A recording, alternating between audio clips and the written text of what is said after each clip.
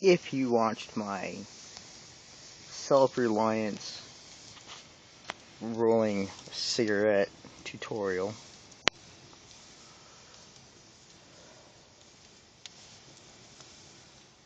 which if you watch some movie, True Grit,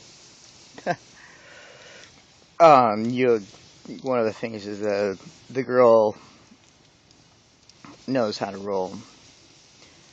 Not that she herself smokes, but she knows how to roll for her senior. Which is pretty cool, I think.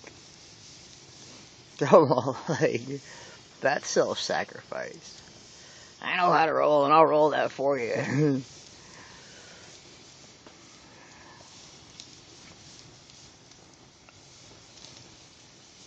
If you watch that video, this is the remains of that fire. That was, didn't necessarily look very promising.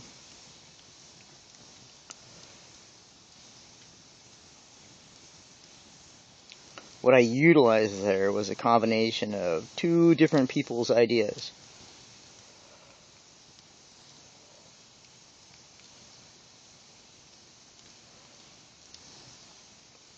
Caleb's ziggurat thing, and then I'm not counting myself in the two people.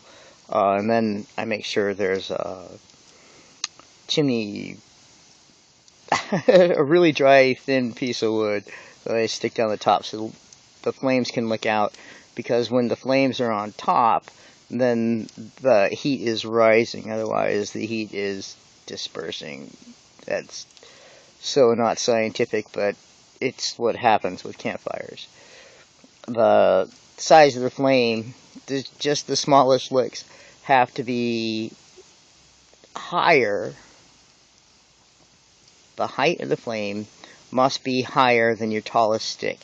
The size of the flame needs to be the same size as the stick that you're putting on it, unless you use the ziggurat system.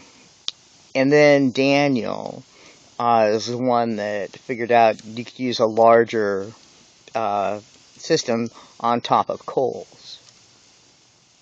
Right. So with the smaller sticks, which is the way that Caleb had showed me, is good for starting the fire. And then when you have a bed of coals already, then you can put the larger pieces on in this ziggurat fashion, and it'll still go. It just takes a little bit more time, but you have the bed of coals, and I have the reflector, so it's throwing off heat, an immense amount of heat, and so it's pretty nice. And this is the remains of that. So it obviously took off, because it didn't take off in the tutorial. Regarding self-reliance,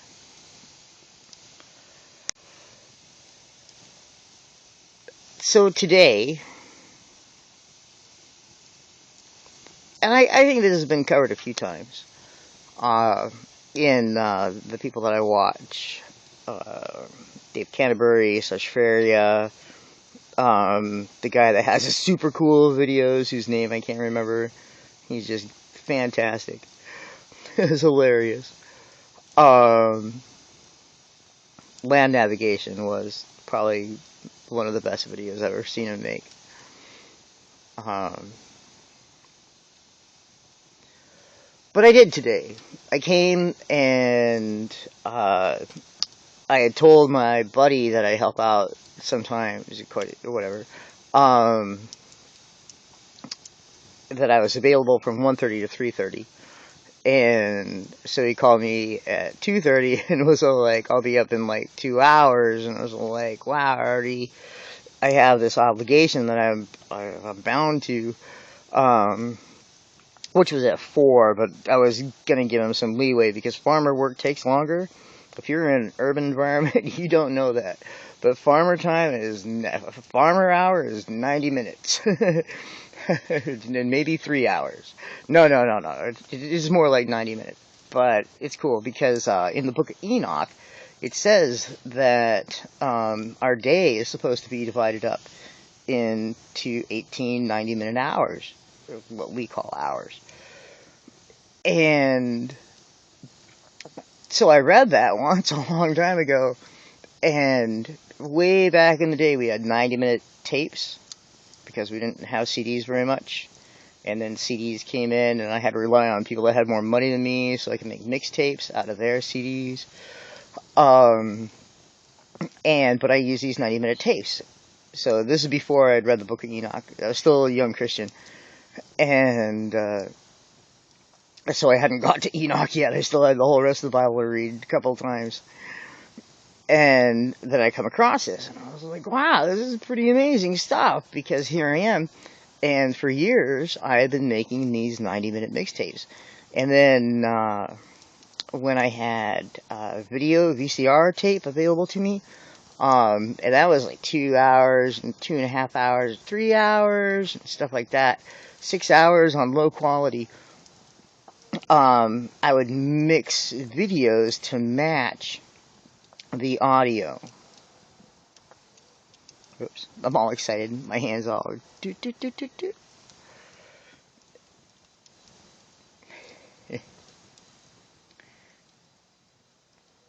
So part of that was that I just kept the tape reversing, you know, because we had reversing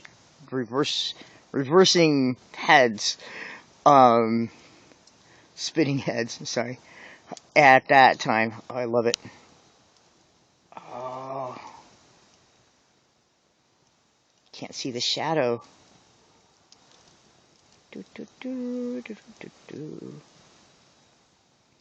No, you can't see the shadow.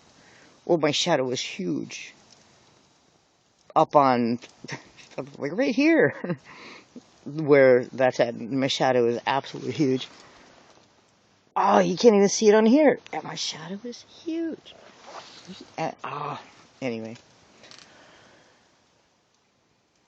So I was already, and I was doing it on purpose at this point, gearing people to 90-minute hours. Because you can get done in 45 minutes. That's when the tape switches. So it's like a half-hour click. As you can in an hour. And it gives, anyway, aside from all that rationale that went into it, which is all real, it's interesting to come here and find that farmers operate pretty much on the 90-minute hour. They really do. All these farmer people I know, they're all on a different time schedule.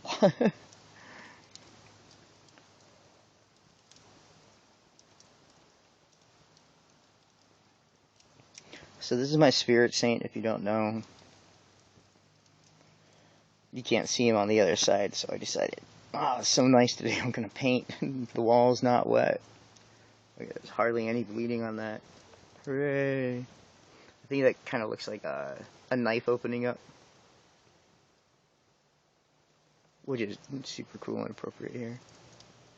I was going for a feather at first, and then I realized that how the design was going to work out, that was not going to be effective. Pretty good fire. Alright, here we go.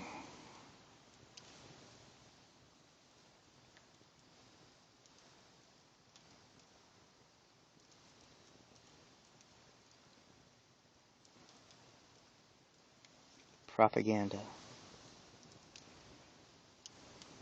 and rhetoric, right? You hear what I'm saying? Okay, like that kind of interjection is part of rhetoric.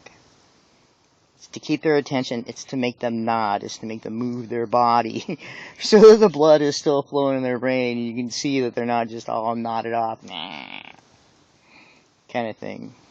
That's what it's for in rhetoric. In propaganda, what it's used for is to refocus your attention onto that which is important. The reason it's different in rhetoric is because the reason you're there at a rhetorical speaking is because it's important. And you're there for its importance. Okay? That's a little different.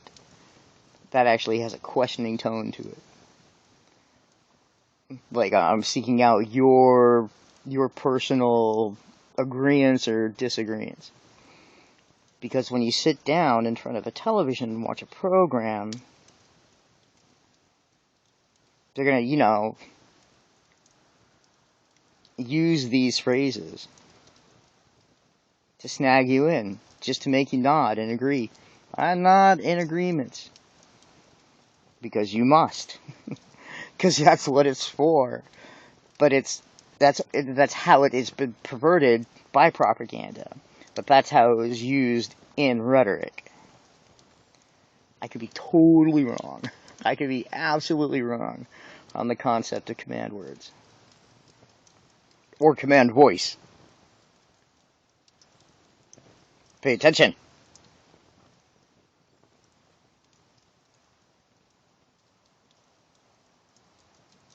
Alright, cherish is a new love. And then there's conversational tone. Be well.